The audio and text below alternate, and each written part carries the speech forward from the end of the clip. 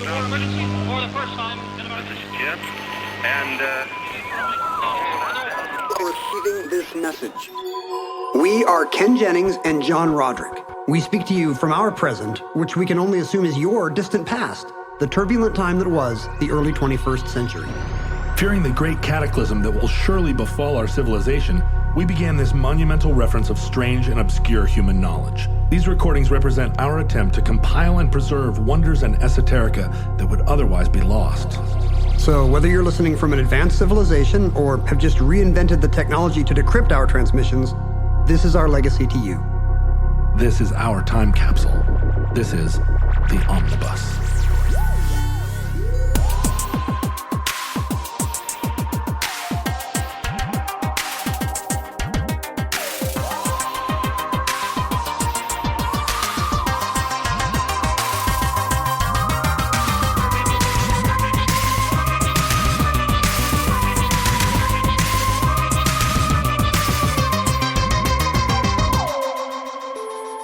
You have accessed entry 290.NA0302, certificate number 38163. Crackers. Dog. Tree. Fast. Slow. Rain. Snow. White. Black. Bean. Pod. Negro. Whitey. Crackers. Now, when I said that was the title of the show, you were like, saltines? No, the first thing you said was Christmas crackers? Well, I thought it can't just be crackers. What else is there? Christmas crackers. And I was like, nope. And you said saltines? So it's got to be like Ritz. Nope. We're doing a whole show about the invention of the naval cracker. Nope. No, we're doing a show on the racial epithet or a racial cultural epithet, cracker. And like, I don't want to jump too quickly to the chase here, but just so I know how much trouble I'm in, like, how bad is it to say cracker? I mean, obviously, white people are the oppressor, but also, isn't cracker specifically like a classist slur? Well, it is. It is a classist and ratio-cultural slur in the sense that it is most often applied to Scots-Irish immigrants to the United States. Oh, it's my people, so I'm okay. Yeah. I'm clear here. My 23andMe says I can say cracker. Well, you were saying that you actually have been called cracker. I have, but not like, in the fun, like walking through Philadelphia or something. That'd be fun. But I grew up like in South Korea, pretty much the only white guy in my friend group. And we all thought it was hilarious to call me honky or cracker the whole time, like we were a 1980 Richard Pryor skit. Uh-huh. Were your friends Korean or was it? Yeah. Yeah. So cracker and honky were actually made it all the way to Americans in Korea. I guess. I mean, via the movie Airplane or something. Sure. I mean, I don't know if are honky and cracker ever used by other non-white races to refer to the man? I don't know. Yeah. Like Latinos say honky. Yeah, but honky is a much more recent slur for American whites. Honky didn't... Like you've been called honky more recently? No. Thinking about it in my entire life, I don't think I've ever been called a honky or a cracker. Do you want me to do it now so you can see how it feels? No, it's not gonna. That won't work? It won't sting coming from you, cracker. Definitely someone did tell me to go back to England. Oh, I remember that story. But other than that, no. But she didn't say honky? No. I've never been, particularly not in that honky. I don't know why she would say it like that. I've never been the victim of a racial slur. Interesting to think about. Weird that privileged white people don't get racial slurs. Particularly ones who live in northwestern, generally lily white communities. What a discovery we've made about something socioeconomic. There's always been I think in the last half of the 20th century, there's been a real desire in American culture, at least, for there to be an epithet directed at whites that is the equivalent of the extremely hurtful terms that that have evolved to refer to other racial groups. When I see this, I think I mostly see it coming from a conservative ideology that would prefer to believe that in a colorblind society, it's as bad to have White History Month as it is to have Black History Month, for so on. You know, that kind of specious argument. Well, and there's a lot of really faked outrage about being called cracker or honky. Often what happens is you see somebody be like, it's as bad to call me a honky as it is to say N blank, blank, blank. And the response will always be, no, it's not, because you could spell out one word and you weren't willing to spell out the second one. No, it's not honky. The thing about honky is that it doesn't appear anywhere until 1946. Interesting. Some guy somewhere thought up honky. Who is that unknown hero? Well, the derivation of it, it's suspected that it came from white culture in the mountains, in the coal mining culture. There was an influx of European whites who didn't speak English. And like kind of the anti-Bohemian, or the anti-Czech exactly prejudices of that time? In the Hungarian language, bohunk is a term that's used, from which we get hunky or hunk. Which was kind of the mean thing to say about Czechs, right? And Slavs. It was just, bohunk was just sort of like just a dumb. I said it once on Omnibus because I like old-timey racial slurs that are like 19th century ones that don't exist anymore. And somebody got mad at me, like, you can't say that about You can't say bohunk? Czech Americans. About Czechs? Well, I'm not anymore. I don't. Well, don't do it. But then it kind of became a way to distinguish a certain group of white miners from a different group of white miners. Like, you have to. But the honkies were the new bad ones? The honkies were the ones that didn't speak English natively. Is there some onomatopoeia there? Like they're making, a honk is an animal noise. Goose honks. So, I can't understand their words. Yeah, maybe. That's one of those things that the Wikipedia entry that someone edits from this episode will say cannot confirm or deny. I mean, there's always a ton of folk etymologies around these things. Yeah. And then it migrated into, the popular culture as a way of, as a retort or a companion to the pantheon of slurs that have developed for Black Americans. And still describing poor rural whites in particular? Or by that time, a honky is anybody with low enough melanin. If you look at Black culture in the 50s, 60s, and 70s, you see a lot of the cultural movers, the prime movers of the language and thinking coming from Black America. Yeah, even white people are talking jazz slang very early. Using honky to, very quickly to describe all sort of white culture and sometimes even approvingly, like, oh, those are the honkies that support civil rights. But just as a way of I would love to be called honky. Yeah. As a supporter of civil rights. If they say that. You see Red Fox or George Jefferson in 70s television. And obviously, it's a slur that everybody winks. It seems quaint, not inflammatory. Maybe that's the generation I grew up in and I'm out of date now. It's obsolete to think honky is cute. I don't know.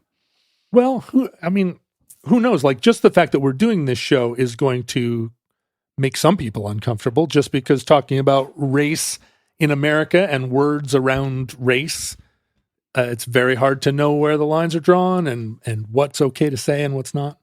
There will be people who are offended by the terms. But do you have a sense that it's possible to be offended by these terms from the woke point of view? Yeah. It's poverty shaming to call a white person a cracker because they're probably not a successful white person if you were saying that. So we saw this in the last decade, maybe a little bit longer, around the term white trash. That's what I'm thinking of. Yeah. So white trash is actually a really old term. But in the last 10 or 15 years, it's become, there was a lot of anger around it because the suggestion was that it was already astonishing that there would be poor whites and that you'd have to call them trash. There's the normal white people, but then this is what I saw I was reading, Flannery O'Connor not that long ago, and you realize that a lot of the origins of white trash, the implication is these are the white people who are as far from social respectability as Black people are. And they're trash. Yeah, we need a word for white people who are as low as Black people, and we're using the literal word for garbage, which I guess is not a compliment to anyone. What's interesting is that the term white trash, it appears in the early part of the 19th century, was originally a Black American term that was used by slaves that worked in respectable occupations, that worked in the house, or that worked in the town, that had the population that had, but not freed. Good jobs. These are enslaved people, or the enslaved people used it to describe white workers and people in the community that had lower stature than they did. Not the boss. And so, well, not only not the boss, but like that were lower on the social totem pole than someone who had education and training and spoke well. Things have been upended. This is the prosperous end of the Black social spectrum and the lowest end of the white one. Yeah. So white trash only made its way into white vernacular at a time kind of later on in the 19th century, when it was, in the Civil War. We now and they then talked about it as a kind of like the white Southern heritage fighting against, this Northern, whatchamacallit, usurpers and oppressors and invaders. But in fact, the war in the South was, even within the Confederacy, talked about as kind of the argument for the war is coming from the gentry, and the war is being fought by poor whites. And those poor whites... And there was even discussion about this at the time. Oh, yeah. There was recognition, just like, hey, this is just like every other battle. We're fighting the rich people's war. A lot of resentment from white Southerners, poor white Southerners, where they were saying, why are we fighting this war? We're not going to benefit from it. Interesting things happening in the North as well, where, rich kids can get off of fighting. The poor kids are getting sent to war, and probably... they're not super passionate abolitionists, let's say, in many cases. Yeah. So like we're getting sent here by Abe Lincoln for his stupid crusade. It's a class war, but so much so that during the kind of Sherman's March era, toward the end of the war, Grant made an actual appeal to white poor Southerners saying, this isn't your fight. We're here to free you as much as we're here to free the enslaved. Did it work? Was there? Well, maybe no uprisings, but in the immediate aftermath of the war, there was a kind of speculation that all these newly enfranchised poor whites were going to create a separate class. It was going to be like it was going to potentially be as bad as for the gentry of the South as a new class of gentry or of emancipated blacks. So white trash goes way back, and I think part of what we saw, at least in my youth and in my 20s, was a co-optation of white trash as a term of pride, because you saw a lot of punk rockers and cool kids saying like, "I grew up white trash," and that means that I'm a more authentic rock and roller or whatnot. They're just remembering hanging out at the mall and they had a beater car. Well, the post-war version of that was trailer trash. Right. So the trailer as an indicator of low income was a thing that happened, I guess, during the Depression. Car trailers were first invented and then used as housing, and so the migration of white trash to a kind of oaky idea of trailer trash, then that permeated what we would call the lower social income class of the United States. It's explicitly classist. Absolutely. This guy doesn't have a house. Lol. All of this is extremely classist. I was reading for whatever reason yesterday, I was reading some DC superhero comic from the early 90s. And one of the heroes makes a joke about how tornadoes always find trailer parks. Yeah. And I remembered this comic trope of like, boy, why do these tornadoes always wind up in trailer parks? And I realized it was kind of a joke you would never make today. And I had kind of forgotten that it existed, that like it was a punchline. Yeah. That the trailer parks were always getting blown up and people were dying because they were in tornado alleys. In Anchorage, we always had a big windstorm right around Valentine's Day in the spring. And it also seemed to touch down in trailer parks. And what you then realize is that when trailer parks are hit with a strong wind, they break apart and they fly away because they're flimsy. That's the imagery. Yeah. You don't see it on the news when it hits a brick and mortar building. Yeah, right. And that used to happen in Anchorage a lot, because windstorm caused real devastation. But people were dying, and that was like a punchline. Yeah. Well, poor people were dying. Ha, ha, ha. Exactly. That's how the culture works. A lot of those terms that And you kind of felt like you were on the right side of it because it was poor white people that are dying. Like, Right. Nobody would make jokes about a poor black community getting hit by a natural disaster. at least not by the 1980s, maybe in the 1930s Yeah, I guess or that's true. 60s even. Or like, Nazis during Katrina. But in general, you wouldn't have that kind of racialized take. But it felt safe because, white people. Well, I think the reluctance to make that kind of comment about black communities happened as a result of the aftermath of all the riots in the 60s and 70s, and even the riots in the 90s, where black communities really suffered a tremendous damage internally from rioting and fires and whatnot. Yeah. And trying to parse why that was happening. And it's the do the right thing problem. Like the white audiences walked out of that movie going, why? That was their neighborhood. Just why put the would garbage you do can that? down. And then black people walk out of that movie going, yeah, well, that's it. They're thinking about Radio Raheem and we're not. Exactly. And so it was no longer a thing that educated white people were going to say like, yeah, they burned down their own communities. It's much more complicated. Yeah. Terms like terms like redneck and hillbilly Redneck are also weirdly fairly modern terms relative to cracker and relative to white trash. Are they 20th century? They all are first in the record in the early 1900, let's say. Redneck kind of a thing you would see as a descriptor of a farmer, or, somebody that was out in the sun all day. And that is what it means, right? Light enough skin and doesn't have an indoor job. Yeah. Working class or a farm rural person. Yeah. But in terms of it being used as a pejorative against poor whites, both of those things didn't really come into the parlance until 1900. Doesn't redneck convey a certain social outlook in a way that the others don't?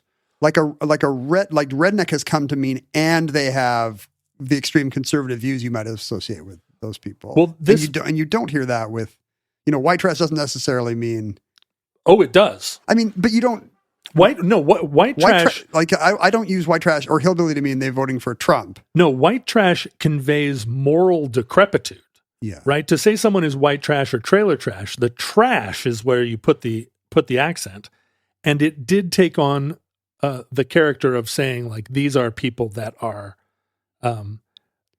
like actually engaged in prostitution or engaged in drug selling, addiction, things that are not connected to redneck at all. I just mean redneck comes with a connotation of some kind of pride. Right. You're not proud to be white trash. White trash are victims. Rednecks are proud of their white rural outlook. Well, so this is the cracker, redneck, hillbilly sort of constellation of terms. Each one has been reappropriated and used to describe different groups of white people internally by those groups, and also we're going to reclaim redneck. It's cool. Like hillbilly was a term used by the people in the hills originally. It's a term derived from sort of a Scottish.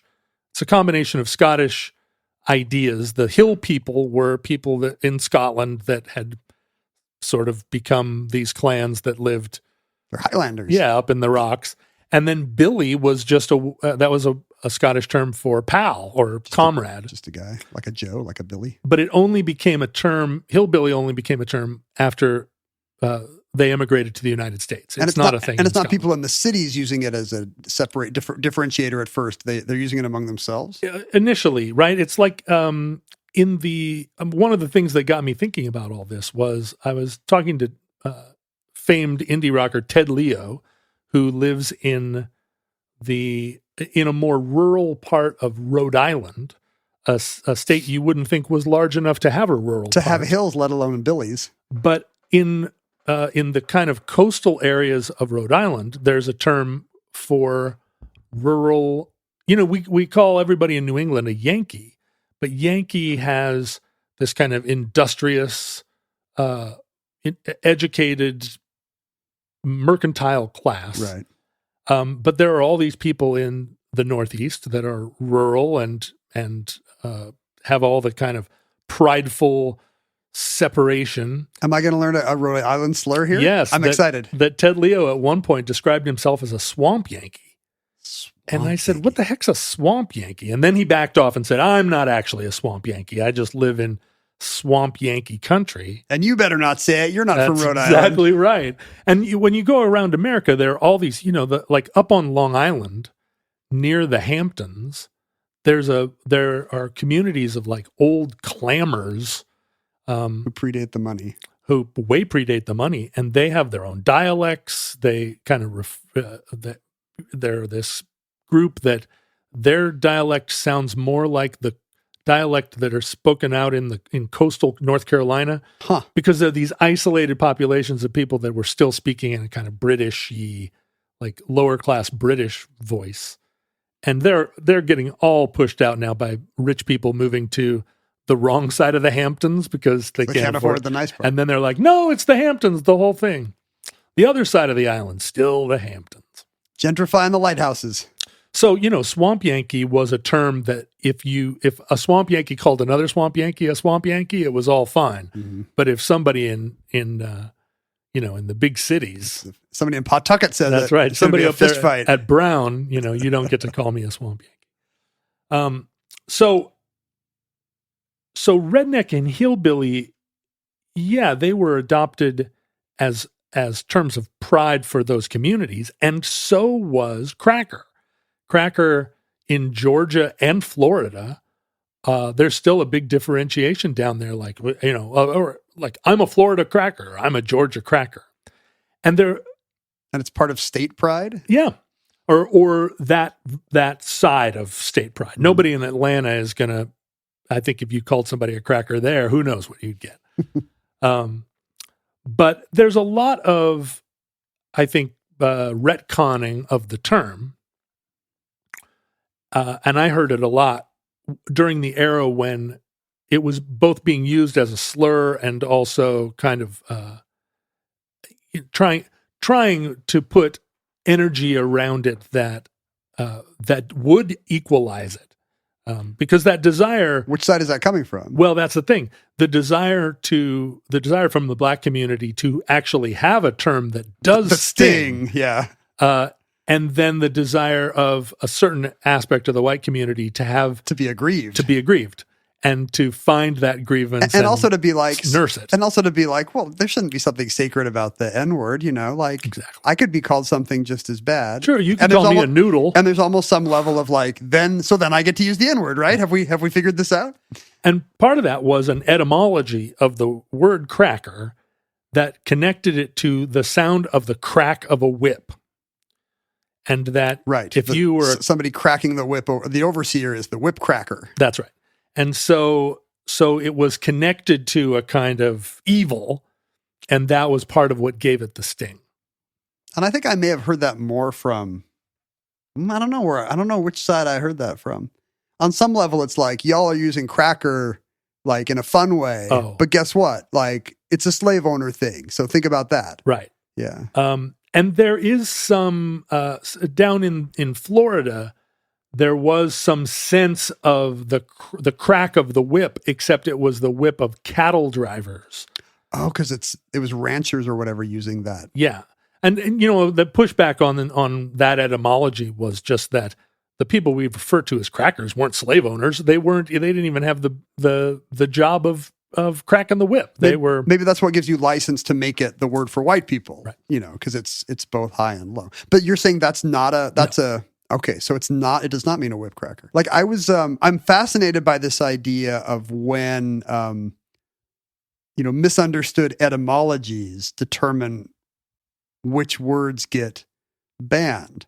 Because a lot of people feel like it's an absolute, like truth should be an absolute defense. Do you remember the professor that got in trouble for using the word for cheap? The word niggardly, meaning cheap. Sure. And, he insisted that there was no etymological connection. That was something that was blanching little kids or teenagers even back in the 80s. If you used that word, everybody would gasp. Well, for obvious reasons. Like until you get to that last letter, it's touch and go. Yeah. And somebody this week on Twitter used the word niggle to mean like a quibble. Yeah. Right. Or a like an irritant, like a exactly. Yeah. And got yelled at. Yeah. And it's true that, if we care about the factual etymologies, but that's not what conveys social meaning, like the license of a dictionary is not really what matters. Like I'm uncomfortable hearing a word that sounds too much like a racial slur, and maybe that's more important than. I mean, part of it is that we hate pedants. Right. And so the guy that's like, actually, it's just Shut like, up. screw you. But there is the problem with that makes me uncomfortable, as we know, is that there are no boundaries to that. And you can be made uncomfortable by whatever you want. And it's purely individual. Yeah. No one's speaking for it's not a press release from the Anti-Defamation League. Exactly. The NAACP has no stance on the use of the words. I actually saw a tweet. I hosted a TV show called Jeopardy Masters. No, tell us more. Well, I heard a highly rated primetime event, but I saw on Twitter somebody was disappointed that we would use a word that's shaded with historical weight, like masters. Oh, sure. And you're probably aware in the real estate world of the trend away from saying master bedroom. Sure. Because in a plantation, that was literally where the slave owner slept. Well, my daughter's mother is in internet security, and there's all this energy around saying that hackers are black hats. Oh, interesting. And people that are not hackers are white hats.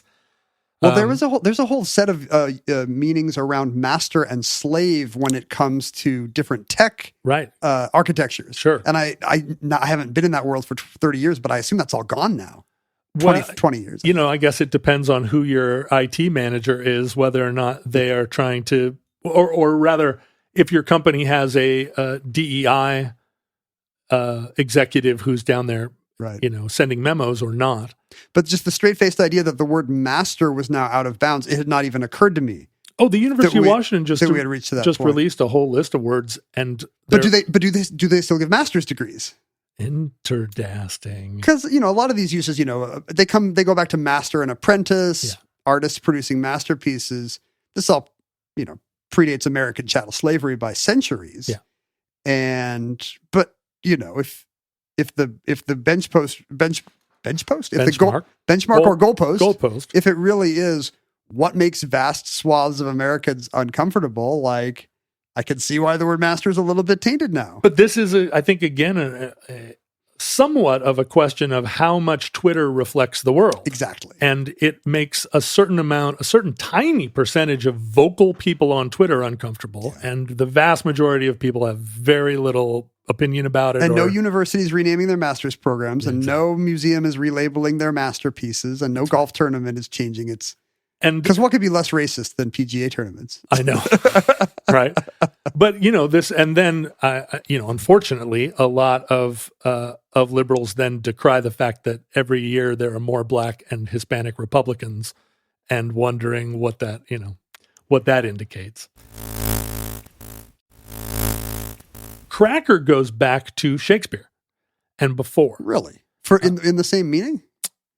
In the sense that like a peasant that crack and spelt CRAIG in the Gaelic. Oh, like a good time. A cracking time, but specifically a kind of boasting, chatty, sort of someone who's playing the dozens, who's a great conversation, who's an electric, kind of party personality. And that's modern Irish culture. You go down to the pub for the crack, and it's the good times and the conviviality and the music and all the rest. Yeah, in Ireland, even now, you walk up to somebody and go, "What's the crack?"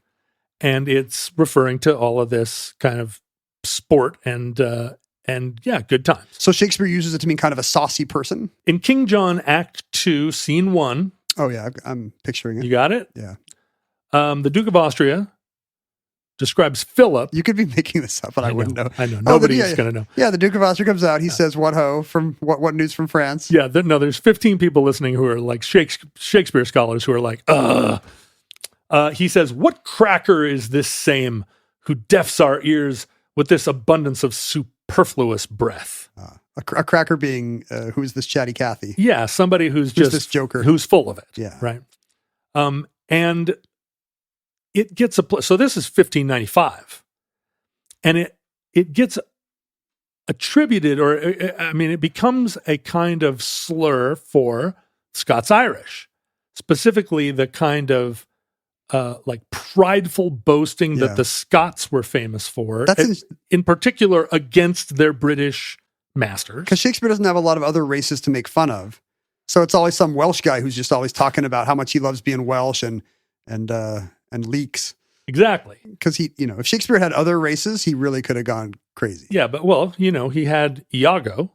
That's true. Yeah, that's one other option. But it became a slur for, but one of 1,000 slurs for the northern people in northern Britain to describe this kind of the independence and scrappiness of these communities of Protestants, right? Ulster Protestants in Northern Ireland and Scotland.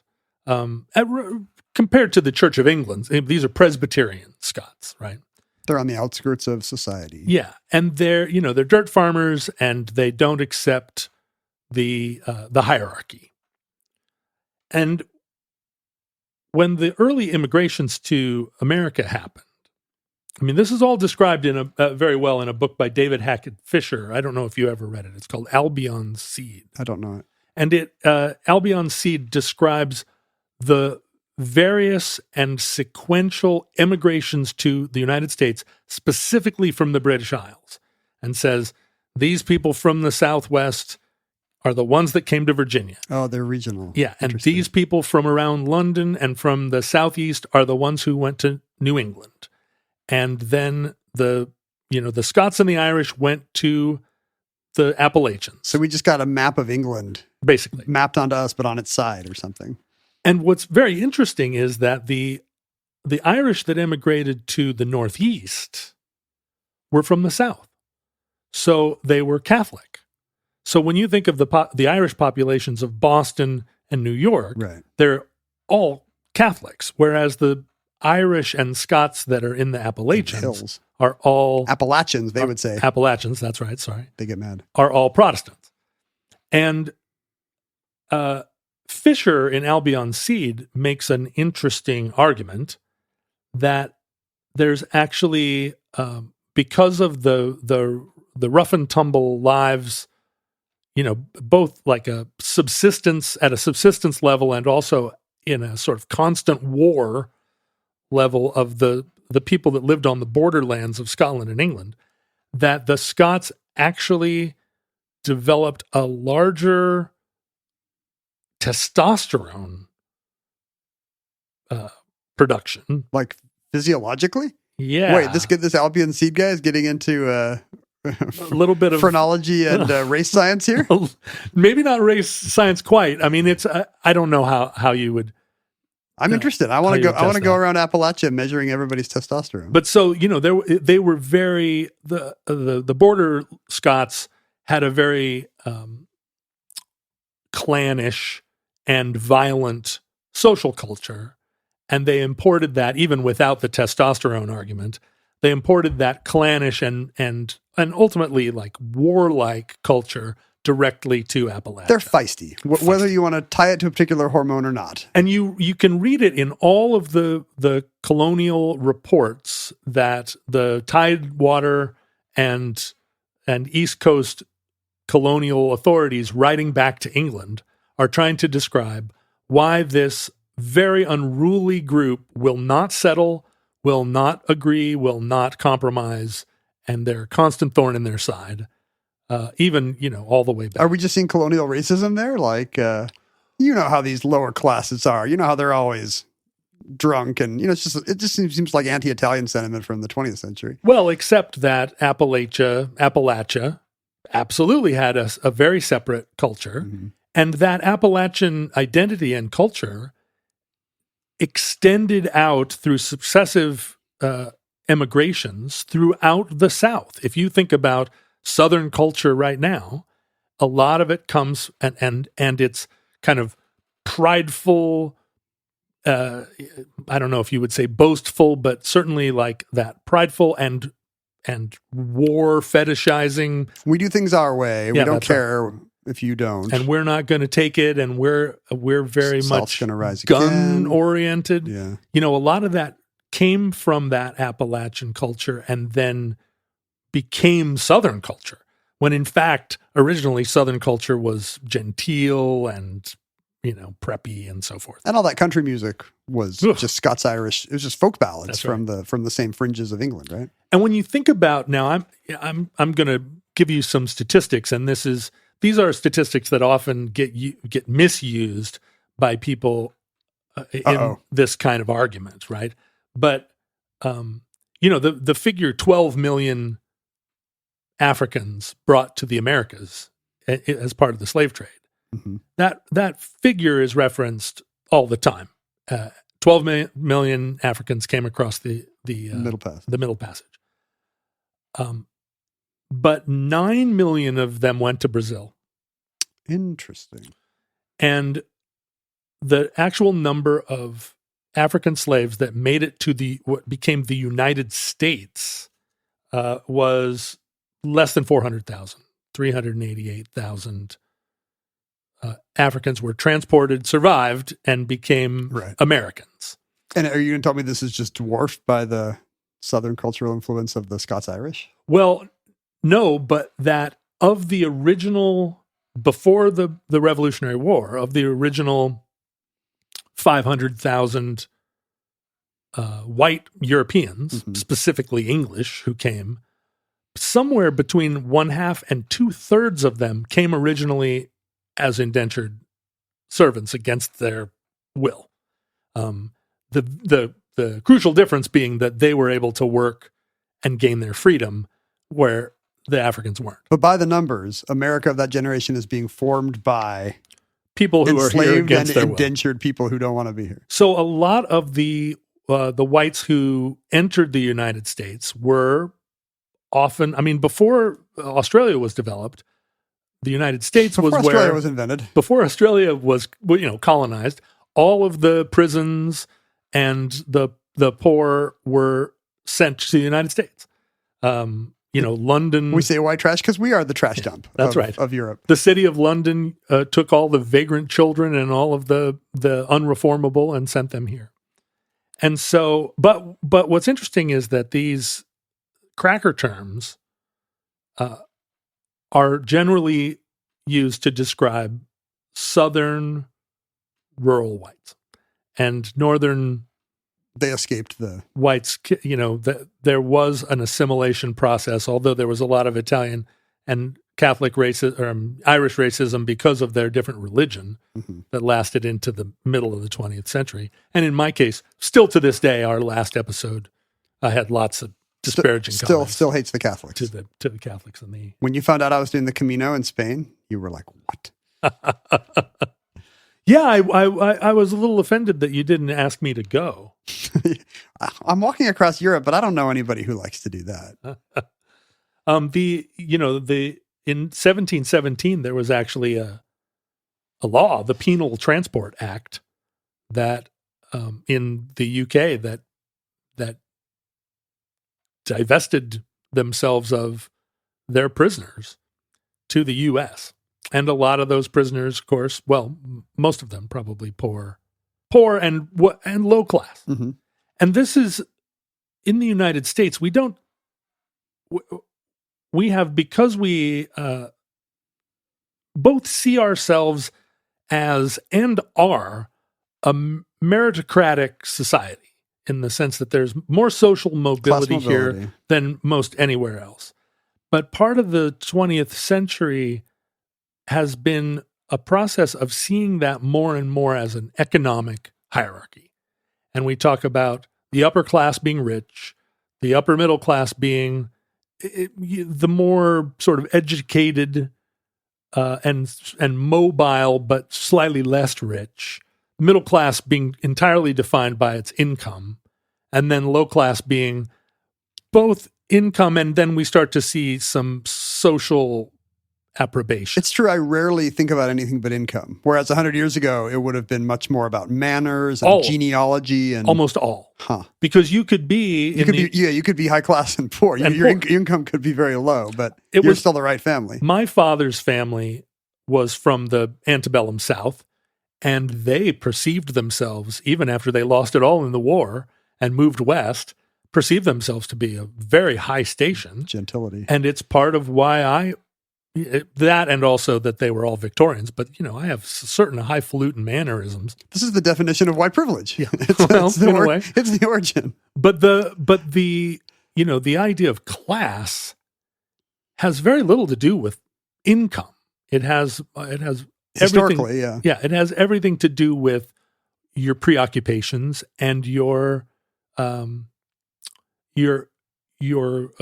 cultural aspiration, right? I mean, the reason that you went to an Ivy League school was that you hoped to adopt the manners of the class that went to those schools without thinking. The people that went to Yale not because they got in, but because their father went there. That was that thing we've been trying to dismantle in the last half of the 20th century. But that was almost entirely the appeal of it before, was that this was your opportunity as a middle class person to learn the accent and learn the books that your social betters would have read. I'm trying to think what the broader social thing is that happened that changed that. How did it become just income? Did everything become more buyable? Was it maybe now it's easier to falsify all the other trappings with money, like that stands in for everything else? Or it's just that it's in a meritocracy where people want to be able to have access to the top. The idea that you could never be part of the top unless you were members of an exclusive social group, and you can't buy your way in to the country club in group because that's all about families who know each other, historical connections to places. It was actually our 20th century, middle class conviction that anybody can make it here. Yes. Means we have to depreciate those other things that are walls. Yeah, the things you can't acquire. I mean, it's the Rodney Dangerfield in Caddyshack problem. As soon as you're the richest guy at the country club, but you still can't get into the smoking room, you're going to have to come at it a different way. Yeah. But especially now that we are trying to make a more diverse society, you're seeing these very quizzical situations where people are going to Ivy League schools, and the Ivy League schools are, as a part of their own self-reflection of their exclusivity and privilege, are abandoning the whole original, all of the cultural trappings that made those places appealing, which actually were class-based rather than having anything to do with education, right? I have a friend who, as a young person, spent a semester at a pretty exclusive school in New England, and sent their kids to the same school, and discovered there's kind of a raging controversy at this Vermont school right now. A lot of the vibe was this is where the children of privilege were sent to actually have an authentic rural experience, and you'd be out milking the cows and feeding the pigs and learn to use a broom. Yeah, you'd be and these were character building. Yeah, this is character building for upper class people. And now there's been an attempt to broaden the appeal here. There's more scholarships. There's a more diverse student base. And suddenly you've got these working class kids of varying racial backgrounds who get there and are told, all right, it's your time to clean the bathrooms. And they're like, hell no. You think you're on the right side of history if you're making the black kid clean the bathrooms? Like, I shouldn't be in that rotation. And suddenly the school is examining, wait, this is the thing that made us elite. It's the whole concept right. is you get to milk a cow. And now that we've broadened it to make it available to everyone, it's what you're saying about meritocracy. It seems nonsensical, some of these things. And this is the American story of the late 20th and early 21st century, is that in seeking equality, it turns out that really what that is you just dismantle the upper class. About time. You just tear it apart. And, the upper class. We replace them with tech billionaires, so we're fine. Yeah, that's the problem, right? You replace them with people that are just rich. Yeah, supervillains. And don't necessarily have any taste, don't necessarily have any interest in the public good. You liked it when our supervillains had like better collections of stuff. Yeah, right. Like tiny little things that they stole from Africa. No, but part of that, part of the upper class feeling of obligation was that they were the ones that invested in libraries, right? Yeah. That somebody like that Bezos doesn't, and I know Bezos is your pal, so I don't want to denigrate him. Don't piss me off, Jeff. Don't make me choose between you and Jeff. But he seems less interested in libraries and more interested in his own ego space program. Yeah, like they're all libertarians now. Although guys. maybe the ego space program is the library of the 21st century. First library on Mars isn't going to be a Carnegie library, John. It's going to be a Musk library. But part of these terms, cracker, redneck, hillbilly, they were adopted by white people because there was a need to differentiate between good whites and bad. So you're saying they're adopted by the upper class. They eventually became part of the culture, not because black people used them to talk about white people that were lower on the totem pole than they were, or even your boss at the factory who sucks. It became popular because people out here in Seattle needed a way to denigrate working class people who were not aspiring to be members of the middle class, but who were confident and prideful about being hillbillies. Because they're a threat to the whole endeavor. They are. Because America is based on the idea that ultimately everybody wants to go up a level in class. And that's not up a level in wealth, because we're very happy to have big gaps, poor white people, but we want them to aspire. We want them to be in the system. And when I say we, I don't mean, I'm not speaking for myself. I'm speaking you of and your friends, the machine, you and your indie rock friends, the ziggurat. But it works. It keeps the system stable for there to be working class who know their place and understand that place is where it is, and they buy in. And the thing about the crackers is that they have always rejected the whole enterprise. And they're the original punk rockers. They John. really are. They're up there in the hills, and they're like, we're not even part of America. You can go right to hell. And that's what scares the rich, because there's people who, it's what scares the well-heeled. There's people who don't even care about the stuff I have. Well, but I want everyone to validate the stuff I have, rich or poor. Right. I don't even have that much money, but I do have a house in Kennebunkport that I inherited from my great-great-grandfather. How dare you say that that's dumb?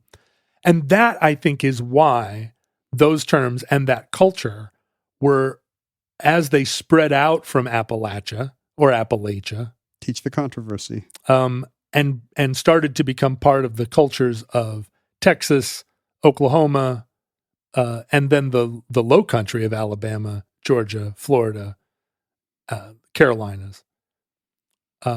Why that pride was so appealing, and why that northern plan to make the poor whites of the Reconstruction South into a kind of like check against the rich taking back over. It became a kind of way that the South isn't going to rise again as a community of farms under regional princes. The South is going to rise again as some kind of rebel mountain community that doesn't. Yeah, Braveheart. Yeah, exactly. It's going to be guys with blue faces, except they're going to have the stars and bars too, running out of the hills. And that concludes Crackers. Entry 290.NA0302. Certificate number 38163 in the Omnibus. Futurelings, you can find the Omnibus Project at social media because we were a product of the early 21st century. Really, the only cultural time when anybody would try to tell you a hashtag at the end of their piece of art. We're living in it now. You can find all of our NFTs and our thoughts at Omnibus Project. I'm at Ken Jennings. John is at John Roderick, wherever he is now. Wait, do we have NFTs? We should, right? Yeah. Let's hop on that right now, right while they're hot. What would the Omnibus NFTs be? What are they? Subcomandante Marcos. He's looking at me right here. We'll have Marxist heroes like Subcomandante Marcos. I just got a $50 gift card from Amazon. How do you feel about them apples? You just got, it just appeared right now? Yeah. What did you do to... It's a meritocracy, John. What did you do to deserve that? Patreon sent me a questionnaire. And they said, do you want to fill out this questionnaire? And I was like, no. And they said, we'll give you a $50 gift card. And suddenly you wanted to do the questionnaire. Like, oh, yeah. I'll do that questionnaire. You just sold your precious data for $50, John. It was so boring. It was just like of pottage. When I do my Patreon, I feel like A, people really want me to do video content. B, they kind of want me to do video content. Does this mean they sent one of these to the Omnibus Patreon too? I should go look at that and get my $50. You should. Card. It's $50, Ken. But I always screw them up by just like giving them wrong information. Oh, boo. You like to game the system so that they're not reliable? I don't like to brag, but I'm a bit of an anarchist. I get you. I'll take my $50 and they won't know a thing about me, John. I'm like the wind. I'll be gone. I'm Kaiser Soze. I'm like the wind. You could email us at theomnibusproject@gmail.com. You could mail us things. Physical items did not go through email in our day. We had not invented the thing in Tron that turns the orange into bits. One day. Or turns Jeff Bridges into bits. One day. I always thought he was going to merge with the orange, like in The Fly, like Jeff Goldblum does in The Fly. What would half Jeff Bridges, half an orange look like? It'd probably look like Jeff Bridges does today with that bronzer he wears. You can send those to P.O. Box 55744, Shoreline, Washington 98155. Do it. Send us things. What do you got there in the mail bag? I have a few things here. Let me see. Ryan from Fort Wayne thanks us for continuing the Omnibus, even at its new weekly schedule. He says he buys postcards on the various endeavors that he and his wife embark upon, considering each of you and what may interest you. Full disclosure, most of these may solely interest John. Please find 24 postcards from the National Museum of the U.S. Air Force. Cool. 6 from Antietam. Cool. 4 from the Henry Ford Museum. Cool. And 1 from the Cuyahoga Valley National Park. What would you say? What are you most interested here, John? Antietam, the Air Force, Henry Ford, or the Cuyahoga? Well, I know you're not interested in the Air Force at all. No, but look at these. Look what you get. Look at these postcards of planes for you. I feel like sexy. The Cuyahoga you're going to like because of REM. I like it because it's got the old-timey kind of WPA looking. Nice.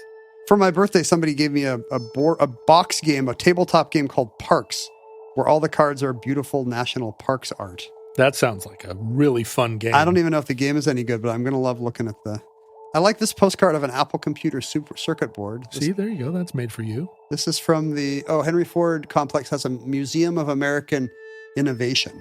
Sure. Henry Ford loved American inventions, not by Jews. He loved it when people who were not Jews invented things and got ahead. You know, the subset of American inventions that aren't connected to Jews. It's pretty small. Yeah. Pretty small. So thank you, Ryan, for those postcards. We will fight over them. This is some kind of a map. What's going on here? Don't ruin it. Oh, it's in a safety bag. You don't have to rip it. This It's is in a from Ziploc. this is from Crystal, because I wrote a book called Maphead. Crystal says to check out some sacred places. Okay, I don't know what that means, but I will do that. Well, unfurl the map and let's see what it is. This appears to be Oh, it's like a scarf. yeah, it's like a tablecloth. What is this? It's a world map. It looks like maybe which of these maps is this? This is Ortelius, maybe? Oh, it's like here be dragons in the northwest, isn't it? It might be Waldseemüller. I can't tell which map this is, but it's some Good old Waldseemüller. 15th or 16th century map. Some Dutch guy, probably. That's nice. And then what's in this little envelope? We may never know. Cocaine. Thumbtacks Oh, to put it up. to put on to point out locations. Thumbtacks on a map for. You can put it up on the wall here if you want, or if you want to take it home. I like it. Thank you so much, Crystal. That's nice, Crystal. And finally, Bill enjoyed the Magic Alex show about the Beatles and says that his son, we're talking about Apple Records era Beatles. His son Brendan picked up a bunch of these things at a yard sale in Pittsburgh, and so he sent us a little banner that says, "Look who's joined the Apple Club now," and it shows all 4 Beatles inside apples eating apples. But it appears to be some kind of dental hygiene message. It says, "End a meal with an apple. It's nature's toothbrush." Probably made by the Washington State Apple Committee. Well, from the typeface, I'm going to say it's definitely British. But did the Beatles actually license their likenesses to a dental health campaign? Those are pictures of them eating apples. So this must have been a coordinated effort. Unless they just happened to find pictures of all 4 Beatles eating apples, and some enterprising dentist was like, you know what? I see an I opportunity. find that unlikely that at any point they would be eating apples frequently enough that it would be a coincidence. George and John appear to be in matching chairs, which would support your. Oh. Do you think as part of the founding of Apple Records, they just ate apples for that, and then they got repurposed by dentistry? The pictures of them are real Beatlemania pictures. That's pre-Apple Records. I think you're right. Like, this looks like 64? That's what I would say. 64, 65. And on the cusp? Apple's not formed until 67. Right. Do you think they named their After record this label after this campaign? dental health campaign? Maybe. Thank you, Bill, for sending us your garage sale find. No, This that's is wonderful. Amazing. There will be photos of these on the Patreon. Speaking of Patreon, that's the way to support the show. I feel like when we first started our Patreon, we had a real burst of listener vigor. Yeah, enthusiasm. A real burst of enthusiasm. But we've had a bit of subscription fatigue Oh, I do. over the years. People who use Patreon often, support multiple things, and then they feel at a certain point like, oh, wait a minute. Got to spread the wealth. Well, this is the old one. This is costing me $125 a month. Maybe I should prune it down. And then they think, well, Ken Jennings a millionaire. He doesn't do that. And I go, God, don't do that. John's still living in his trailer. Yeah, what are you talking about? I'm here, hillbilly white trash. Even though you have a family place in Kennebunkport. It burned down years and years ago. No. We're not Yankees. My mom was Quaker. John was never canoeing in any of the really good summer camps with any of the real scions of the rich and powerful. Never once. Not accepted by them at all because I'm too rough and tumble. Yeah, rough and or tumble. Yeah, Northwest. I'm as Northwest as it comes. They probably wouldn't have minded the tumbling, but you were just so rough about it. That's right. That's how we are. So if you've been listening to Omnibus for a while and you've enjoyed it, it's time for you to fill in for some of those dopes who are no longer giving it their past level of generosity and energy. Or if you're one of those dopes, come on back. We still love you. What are you doing? I just called you a dope, but I didn't mean it. You're out there supporting the dollop or something. Don't do that. Come back to Omnibus. Take some webcomic you haven't laughed at in 5 years That's it. and transfer your dollars to patreon.com/omnibus project. We really want this more for you. You're missing out on a lot of cool bonus content that an elite class of non-crackers. What do you call the rich whites who are not crackers? Who are nutcrackers? Who are nutcrackers? The Nutcracker Suite. Let's see. What do you call them? Do you call them rich whites? Preps? No, yeah, preps. A-holes? Right. You call them, you call them sir. You call them Ted Knight in Caddyshack. And not, for the Ted Knights, for the Rodney Dangerfields among you. No, wait. Ooh. We appreciate your support because Omnibus actually would not exist now without it for varying reasons. Namely to do with you. Well, the two reasons would be me not without the support. work. You couldn't do it because you'd be hawking your microphones at a pawn shop. That's right. And I wouldn't do it because I'd have better paying work. Yeah, you have better paying work, and yet you still do it. I'm here for fun. And it's because of not just the fun. For funsies, but also the comradeship and the this is a thing that you own. It's a sense of community. Right. Whereas Jeopardy could fire you at any time and may. And you never know. They might listen to this episode and be like, you did a whole show about racial slurs for white people? No. They're going to listen to this show and go, why isn't John Roderick hosting this program? That guy's got a lot of crack. He's got a lot of chutzpah. He's rough and tumble. Mm-hmm. I did that. Facebook Futurelings is where you two can get that sense of community. Reddit, Discord. I'm here because I still think the show is pretty good.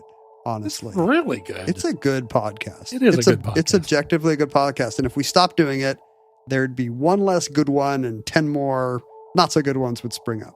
Hopefully all the people that felt like, why don't they get to the topic, have moved on and they're listening to The Dollop now or they went back to Stuff You Should Know. Why is The Dollop your bad guy? Those guys seem nice. That's a good show. No, they just decided that they were the ones that I was going to be mad at today. It's always going to be somebody. Tomorrow it'll be, what are those movie ones? All the people talking about movies. I'm mad at them all. Film sins. Film sins. Movie guys. The movie guys. .com. I hate that show. Yeah, those guys are jerks. Am I a cracker if I crack open a Dr. Pepper right now? I mean, you're a cracker because I can't see your eyebrows and I'm sitting like 4 feet from you. So you're saying it is melanin. It has nothing to do with class. Now, within Mormon culture, there are no class barriers because you're all equal. Isn't that right? Everybody gets the same amount of Jell-O every year. It comes in the mail. It's a commune. Yeah. So there's no slur there's slur for Mormons that don't practice Mormonism, and there's slurs for Mormons that are apostates that didn't get the memos. I mean, depending on where the Mormons are, I'm sure they I'm sure they inhale whatever the cultural quirks of their milieu are. But within the culture, you don't have like crap Mormons. No, I mean, whatever it is just stuff we inhaled from whatever America's huffing at the time, Right, so there could be, so that means in the early 20th century, it means racism. Right now, it might mean prosperity gospel crap. But like there's farmer Mormons, but there's no manufacturing. There are no factories. Are there? It's all sugar beets. Utah was built on sugar beets. So that's what the old... That's the old Utah farmers. Sugar. Yeah, I think there's even a Salt Lake High School that's the Beet Diggers. Go Beet Diggers. What they need to do is change that to BEAT and then talk about. Because who among us does not dig a fat beet when it drops? It's universal. Like that one, for example. Mm-hmm. That's good. Clap on the 2 and 4, Mormons. Futurelings, from our vantage point in your distant past, we have no idea how long our civilization survived. We hope and pray that the catastrophe we fear may never come. But if the worst comes soon, this recording, like all our recordings, may have been our final word. But if Providence allows, we wish you many goods and cheese. That belongs in there. And hope to be back with you soon for another entry in the Omnibus.